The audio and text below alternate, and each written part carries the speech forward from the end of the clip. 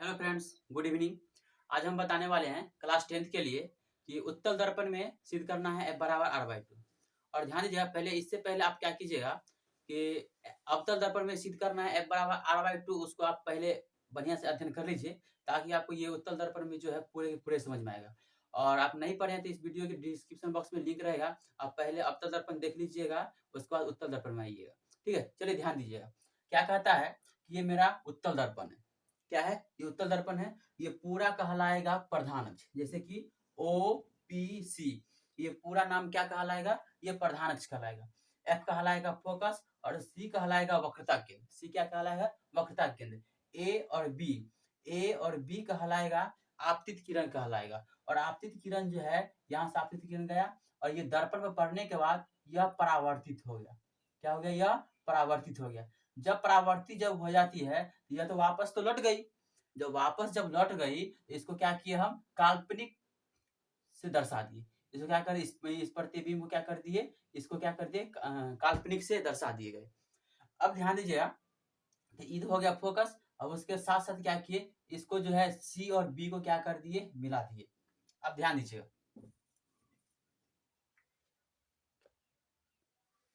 दीजिएगा, क्या है इसमें? ये ध्रुव हो गया, ये M और N क्या हो गया? आपका उत्तल दर्पण हो गया। सिद्ध क्या करना है? उत्तल दर्पण में सिद्ध करना है F = R/2 सिद्ध करना है। ध्यान दीजिए, क्या है इसको भाषा में कैसे लिखेंगे, ध्यान दीजिए। बोलेंगे कि माना MN एक उत्तल दर्पण है। क्या है? माना MN एक उत्तल दर्पण है जिसका ध्रुव P और वक्रता केंद्र क्या है? C है। माना MN एक क्या है? उत्तल दर्पण है जिसका ध्रुव P और वक्रता केंद्र क्या है? C है। AB बताए हैं कि AB क्या है? आपतित किरण है। AB आपतित किरण है। क्या है? AB आपतित किरण है जो प्रधान अक्ष OPC के समांतर क्या है? समांतर तथा निकट है। ध्यान दीजिएगा, क्या है? माना MN एक उत्तल दर्पण है जिसका ध्रुव P और वक्रता केंद्र C है। AB एक आपतित किरण है जो प्रधान अक्ष OPC, कौन प्रधान अक्ष? पूरा नाम लेंगे, यहां से लेकर के यहां तक नाम लेंगे। जो प्रधान अक्ष OPC के समांतर, ये दोनों जो होगा आपका समांतर ही रहेगा। क्या रहेगा? समांतर, और दोनों निकट रहता है। जो प्रधान अक्ष OPC के समांतर तथा क्या है? निकट है। अब ध्यान दीजिए, परावर्तन के बाद ये भी आपतित किरण है, जब दर्पण पर पड़ा तो परावर्तन के बाद ये मुख्य फोकस किससे होकर गुजर रही है? F से होकर गुजरती है। परावर्तन के बाद मुख्य फोकस F से होकर के गुजरती है। फिर साथ ही क्या किए? C और B को मिलाए। क्या किए? C और B को मिलाते हुए N तक बढ़ा दिए, E तक। क्या कर दिए? C और B को मिलाते हुए कहां तक बढ़ा दिए? E तक बढ़ा दिए। ठीक है, और यहां से हो जाएगा ये कोण ABE, ये कोण ABE बराबर हो जाएगा कोण I, यानी कि आपतन कोण हो जाएगा, आपतन कोण। और कोण ये DBE, क्या? कोण DBE बराबर क्या हो जाएगा? कोण R, परावर्तन कोण हो जाएगा। अब इसको जो है भाषा में इस प्रकार हम लिखेंगे। चलिए ध्यान दीजिएगा दोस्तों, क्या है कि इसमें क्या लिखिए कि माना MN क्या है? माना MN एक उत्तल दर्पण है जिसका ध्रुव P और वक्रता केंद्र C है। AB क्या है?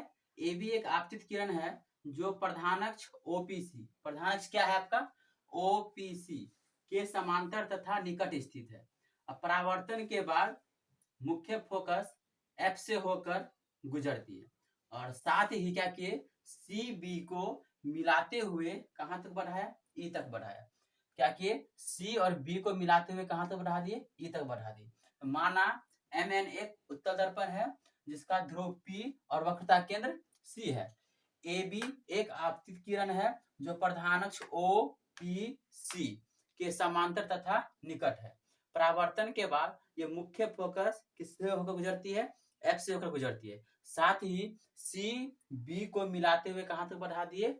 E तक बढ़ा दिए। अब बताते हैं, ध्यान दीजिएगा कि कोण ABE क्या? कि कोण ABE आपका हो गया आपतन कोण। क्या हो गया? आपतन कोण। और कोण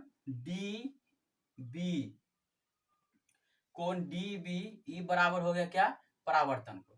क्या ए बी ई बराबर आपतन कोण हो गया, और कोण डी बी एन बराबर क्या हो गया आपका, परावर्तन कोण। हमें सिद्ध क्या करना है, एफ बराबर r/2 सिद्ध करना है। तो कोण ए बी ई ये वाला कोण हो गया आपतन कोण, और ये डी और ये बी और ये हो गया ई, हो गया कौन, परावर्तन कोण। तो अब चलते हैं हम लोग परमाणु में चलते हैं, ठीक है। चलिए ध्यान दीजिएगा दोस्तों, क्या है कि परमाणु में हम लोग चले कि परमाणु में किसी चलना है प्रकाश के परावर्तन के नियम से, प्रकाश के परावर्तन के नियम से चलना है। तो प्रकाश के परावर्तन के नियम यह कहता है कि आपतन कोण बराबर क्या होता है, परावर्तन कोण। तो आपतन कोण ए बी ई हो गया, कौन हो गया, कोण ए बी ई और कोण डी बी ई, ये डी बी ई दोनों कोण बराबर हो गया प्रकाश के परावर्तन के नियम के अनुसार। इसको क्या कर रही है, समीकरण 1 मान लिया। अब ध्यान दीजिएगा कि पुनः में चलते हैं हम लोग, इसमें पुनः में। अब यहाँ पर ध्यान दीजिए कि ये कोण जो है, ये कोण और ये कोण दोनों के दोनों कोण बराबर होगा। क्यों, शीर्षाभिमुख कोण के कारण बराबर। देखिए दोनों का जो शीर्ष है एक ही है, क्या है, ये कोण और ये कोण दोनों का शीर्ष क्या है, एक ही है। तो शीर्षाभिमुख कोण के कारण बराबर हो जाएगा। तो यहाँ पर लिखेंगे कोण डी बी ई, कोण डी बी ई बराबर कोण एफ बी सी, कोण एफ बी सी। समीकरण कितना हो गया, 2 हो गया। जो बीच में रहता है ना वही मेन होता है। हम इसको इस प्रकार भी लिख सकते हैं सी बी एफ, या इसको हम इस प्रकार लिख सकते हैं ई बी डी, इस प्रकार भी लिख सकते हैं, दोनों सही है, ठीक है। चलिए ध्यान दीजिएगा, तो ये कोण और ये कोण बराबर हो गया, किसके कारण बराबर हुआ, शीर्षाभिमुख कोण के कारण। यहाँ पर लिख दीजिए शीर्षाभिमुख, किस कोण के कारण बराबर हो गया, शीर्षाभिमुख कोण के कारण बराबर हो गया। अब ध्यान दीजिएगा कि ए बी, चूंकि ए बी समांतर पी सी, क्या है, ये ए बी और ये पी सी दोनों के दोनों आपस में क्या है, समांतर है। ए बी समांतर पी सी तथा सी बी एन, ये वाला सी बी ई है, क्या है, सी बी ई उससे मिलती है, उससे क्या हो रही है, मिलती है। ये ए बी और पी सी दोनों के दोनों क्या हो गया आपका, समांतर हो गया। और ये सी बी ई क्या हो रहा है, दोनों मिलता है, उससे उससे क्या होती है, मिलती है। यहाँ पे कहेंगे इसलिए कोण, यहाँ पे कहिए कोण ए बी ई, कोण ए बी ई अब बराबर कोण एफ सी बी, कोण एफ बी सी। समीकरण कितना हो गया, 2। ये संगत कोण के कारण बराबर होगा, किसके कारण, संगत कोण के कारण। ध्यान दीजिएगा क्या करना है कि ये कोण और ये कोण दोनों के दोनों क्यों बराबर हुआ, संगत कोण के कारण, ठीक है। ये कोण और ये कोण क्यों बराबर हो गया, संगत कोण के कारण। तो कोण ए बी ई क्या कहेंगे, कोण ए, ये बी और ई, फिर कहेंगे यहाँ पर कोण एफ सी बी, कोण ए बी ई और कोण एफ बी सी दोनों क्यों बराबर हुआ, संगत कोण के कारण बराबर हुआ। अब यहाँ पर ध्यान दीजिएगा कि समीकरण 1 2 3 से चलिए, समीकरण 1 2 और 3 से, किससे, समीकरण 1 2 3 से। समीकरण 1 2 3 में देखिएगा, यहाँ पर कोण ए बी ई और यहाँ पर ये ए बी ई ये बराबर हो गया। फिर यहाँ पर बात करेंगे कि कोण डी बी ई और कोण डी बी ई ये बराबर हो गया। ये कोण इस कोण के कारण बराबर हो गया, ये कोण इस कोण के कारण बराबर हो गया। तो बच कौन रहा है, कोण एफ बी सी और कोण एफ बी सी, एक मिनट यहाँ पर एफ सी बी, ये होगा C, F C B, F C B.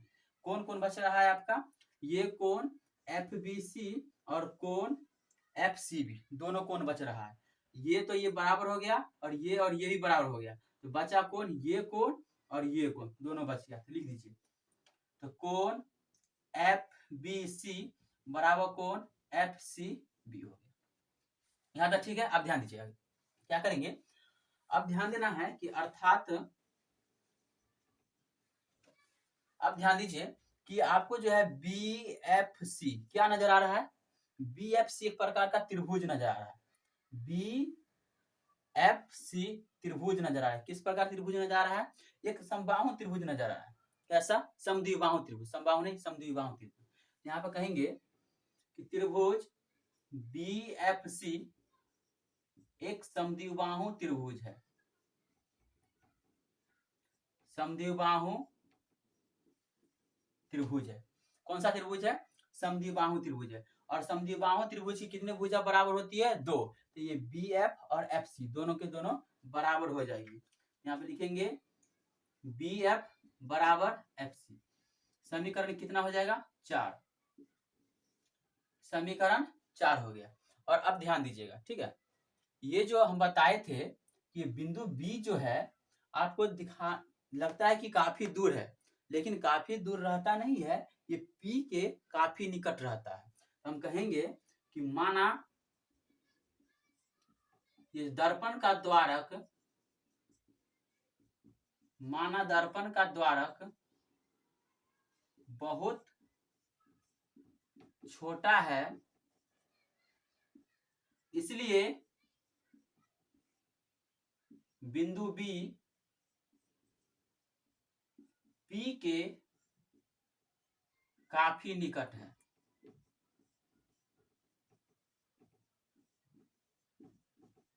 किसके निकट है, बिंदु पी के काफी निकट है। ये जो बिंदु बी है ये पी के क्या है, काफी निकट है। यानी कि दर्पण का द्वारक बहुत छोटा है, इसलिए बिंदु बी पी के क्या है, काफी निकट है। जैसे कि कहिएगा इसको मान लिया जाए एफ, इसको मान लेते हैं पी, और ये बिंदु बी जो है अगर यहाँ पर हम लिख दें, इसे अगर मिला दे तो इसको हम लिख सकते हैं बी एफ बराबर पी एफ,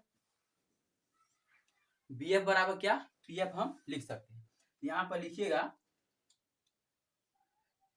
बी एफ बराबर पी एफ। समीकरण 5 मान लीजिए।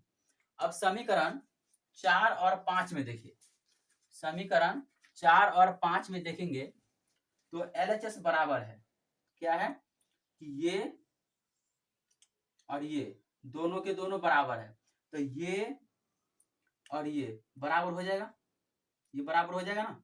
तो लिखेंगे समीकरण 4 और 5 से,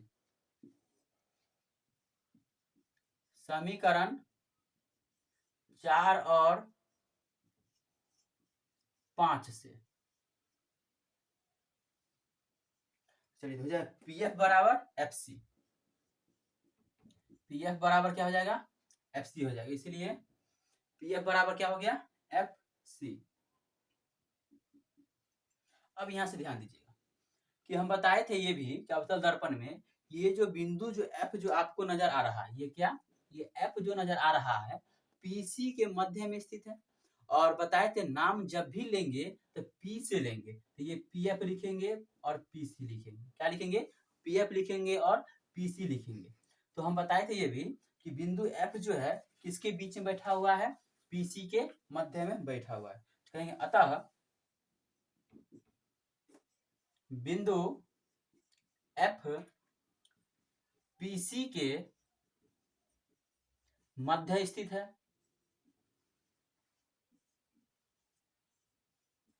बिंदु एफ पीसी के मध्य स्थित है। और जब मध्य स्थित होता है, मध्य का मतलब होता है आधा, तो ये पी एफ बराबर पीसी बट्टे 2 हो जाएगा। तो पी एफ को एफ लिख सकते हैं और पीसी को आर बट्टे 2, एफ बराबर आर बाई 2, ये सिद्ध हो गया। अब इसको इस प्रकार भी लिख दीजिए, क्रॉस गुना कीजिएगा तो आर बराबर क्या हो जाएगा, 2f। वीडियो अच्छी लगी हो तो लाइक कमेंट और सब्सक्राइब जरूर कीजिएगा।